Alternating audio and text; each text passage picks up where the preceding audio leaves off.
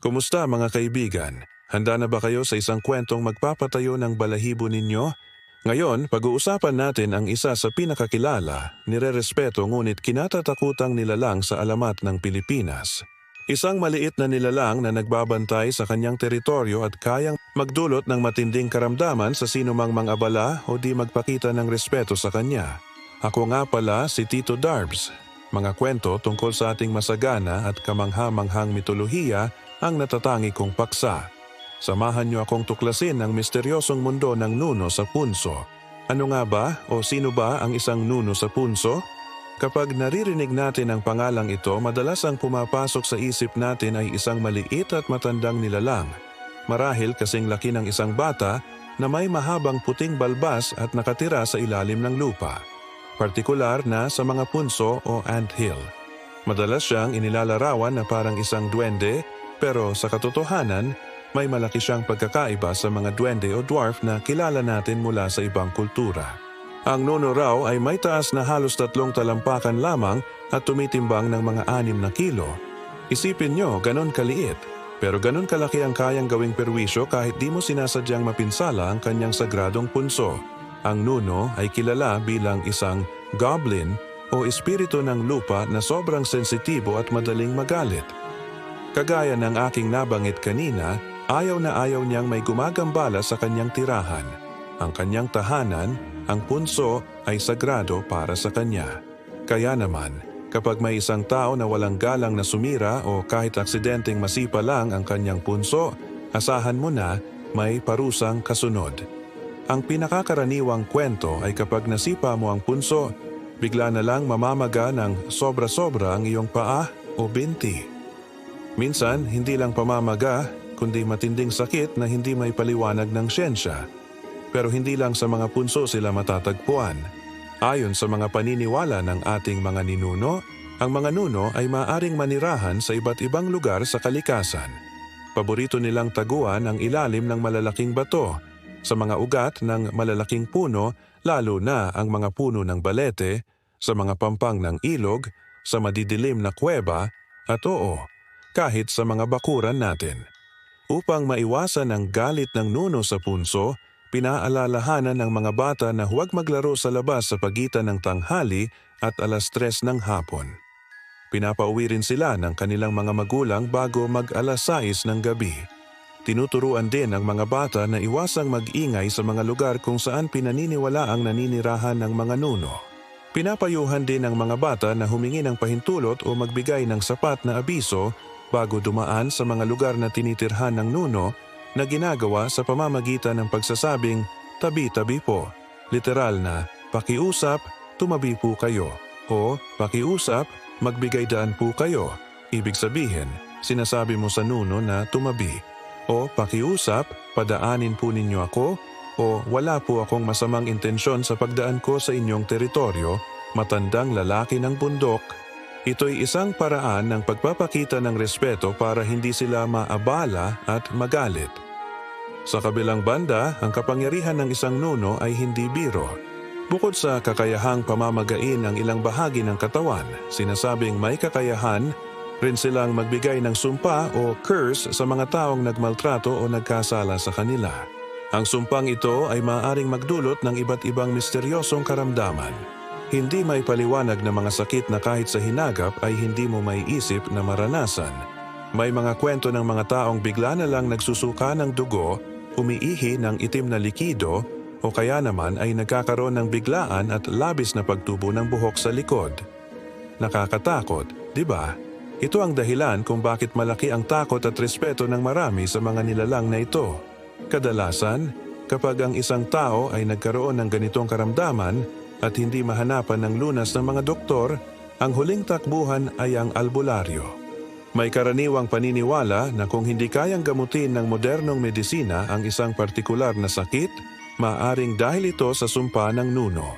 Ang albularyo o faith healer ay nagsasagawa ng isang ritual na tinatawag na tawas para malaman kung nuno ba ang sanhi ng sakit. Sa prosesong ito, tinutunaw ang isang piraso ng kandila at ibinubuhos ang natunaw na wax sa isang disk o kutsara. Ang natunaw na wax ay ibinubuhos naman sa tubig. Ang larawang mabubuo sa tubig pagkatapos ay bibigyang kahulugan ng albularyo. Ang imahe ay nakakatulong raw sa pagtukoy sa sanhi ng sakit o karamdaman ng pasyente at kung saan at paano talaga nangyari ang sumpa. Upang gumaling, maaaring hilingin sa pamilya ng biktima na magbigay ng handog sa nuno tulad ng mga prutas, tabako, pagkain, inumin o isang material na bagay. Sa pamamagitan nito, sinusubukan nilang makipag-usap sa nuno para humingi ng tawad o kahit anumang hilingin ng nuno para lang magbakasakaling bawiin nito ang sumpa. Kung hindi pa rin gumagaling ang biktima pagkatapos ng handog, maaaring kailanganin pa ang personal na humingi ng kapatawaran sa nuno na pinaniniwala ang isang matalinong hakbang upang maiwasan ang permanenteng pagkasapi ng biktima sa isang masamang espiritu na maaaring maging sanhi ng pagkabaliw ng biktima sa bandang huli. Saan ba nanggaling ang malalim at detalyadong paniniwalang ito? Ang kwento ng nuno sa punso ay malalim na nakaugat sa ating prekolonyal na paniniwala sa animismo, kung saan naniniwala ang ating mga ninuno na ang bawat bagay sa kalikasan, puno, bato, ilog, ay may sariling espiritu o kaluluwa. Ang nuno ay isa sa mga espiritong ito, isang tagapagbantay ng lupa. Ang paniniwalang ito ay isang paraan din ng ating mga ninuno upang ituro ang kahalagahan ng pagrespeto sa kalikasan. Isang paalala na hindi tayo nag-iisa sa mundong ito at kailangan nating makisama sa lahat ng nilalang, nakikita man natin sila o hindi. Kahit sa modernong panahon ngayon, marami pa ring Pilipino, lalo na sa mga probinsya, ang naniniwala at nag-iingat pagdating sa mga punso. Minsan, mas madali kasing maniwala sa hindi maipaliwanag kaysa harapin ang isang katotohanang walang kasagutan. Para sa kanila, mas mabuti nang mag-ingat kaysa magsisi sa huli. Ang pagsasabi ng tabi-tabi po ay hindi lang isang pamahiin, ito'y isang simbolo ng paggalang sa kultura, sa kalikasan at sa mga misteryong bumabalot sa ating mundo. Halimbawa, may isang sikat na kwento tungkol sa isang grupo ng kabataan na naglalaro sa isang bakanteng lote. Sa gitna ng kanilang paghahabulan, isa sa kanila ang aksidenteng natapakan at nasira ang isang malaking punso. Binaliwala lang nila ito at nagpatuloy sa paglalaro. Kinagabihan, ang batang nakasira sa punso ay nagsimulang lagnatin ng mataas. Dinala siya sa ospital pero walang makitang dahilan ng mga doktor sa kung ano ang sanhi ng kanyang biglaang panghihina. Pagkalipas ng ilang araw, nagsimulang tubuan ng di maipaliwanag na sariwa, malansa at nakakadiring mga sugat ang kanyang buong katawan. Doon na naisip ng kanyang lola na baka nagalaw niya ang tirahan ng nuno. Agad silang nagpatawag ng albularyo. Nag-alay sila ng manok, kanin at tabako sa lugar kung saan nasira ang punso at humingi ng tawad. Kinabukasan, unti-unti nang bumuti ang kalagayan ng bata. Totoo man o hindi, ang mga kwentong tulad nito ay nagsisilbing paalala sa atin. Itinuturo nito ang kahalagahan ng pagiging maingat sa ating mga kilos at salita, lalo na kapag tayo ay nasa mga lugar na hindi natin kabisado. Ang alamat ng nuno sa punso ay hindi lamang tungkol sa takot, kundi tungkol din sa respeto. Respeto sa mga nakatatanda na nagsasabuhay ng mga kwentong ito at respeto sa mundong ating ginagalawan na puno ng hiwaga. Sa panahon ngayon ng teknolohiya at siyensya, madaling isantabi ang mga ganitong paniniwala bilang simpleng kwentong barbero o pamahiin. Pero hindi natin maikakaila na ito ay isang mahalagang bahagi ng ating pagka-Pilipino. Ipinapakita nito kung gaano kayaman ang imahinasyon at espiritualidad ng ating mga ninuno. Kaya sa susunod na ikaw ay maglalakad sa isang damuhan o sa ilalim ng isang malaking puno, alalahanin mo ang kwento ng nuno sa punso. Hindi naman masama kung bubulong ka ng tabi-tabi po. Wala namang mawawala, di ba? Ito'y isang maliit na kilos na nagpapakita ng malaking paggalang. Ano sa tingin ninyo mga kaibigan? Naniniwala ba kayo sa nuno sa punso?